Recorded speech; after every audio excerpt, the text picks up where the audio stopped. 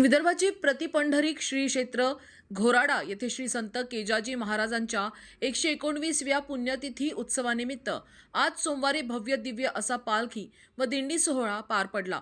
या प्रसंगी विविध गावातील 320च्या वर भजनी मंडळीसह भाविक मोठ्या संख्येने सहभागी झाल्यानं घोराड नगरीत भक्ताचा जनसागर उसळला। संत नगरीत भक्तिमय वातावरण निर्माण झाले, जणू काही भक्ताचा मळा फुलल्याचे चित्र यावेळी पाहायला मिळाले।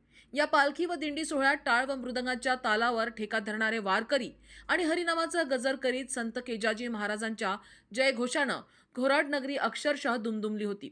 येथील विठ्ठल रुक्मिणी मंदिरातून सकाळी 11 वाजता पालखी निघाली।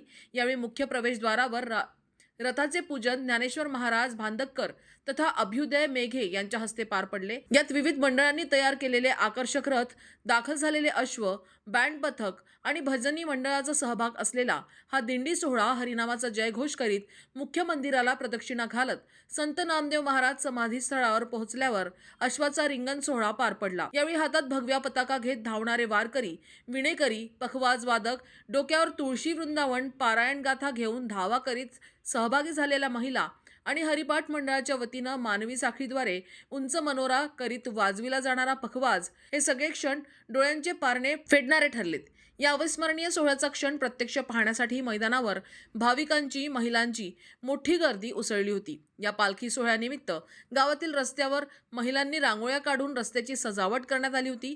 ठिकाणी स्वागत कमानी उभारण्यात आल्या होत्या। पालखी गावातील प्रमुख मार्गाने जात असताना ठिकाणी पालखीचे स्वागत करण्यात आले। यात सहभागी भाविकांच्या सोयीसाठी ठिकाणी अल्पोहार, चहा पाण्याची व्यवस्था ग्रामस्थांच्या वतीनं करण्यात आली होती। मुख्य मार्गाने दिंडी पालखी ग्रामपंचायत मार्गे मुख्य मंदिराजवळ येताच या दिंडी सोहळ्याची सांगता होणार आहे।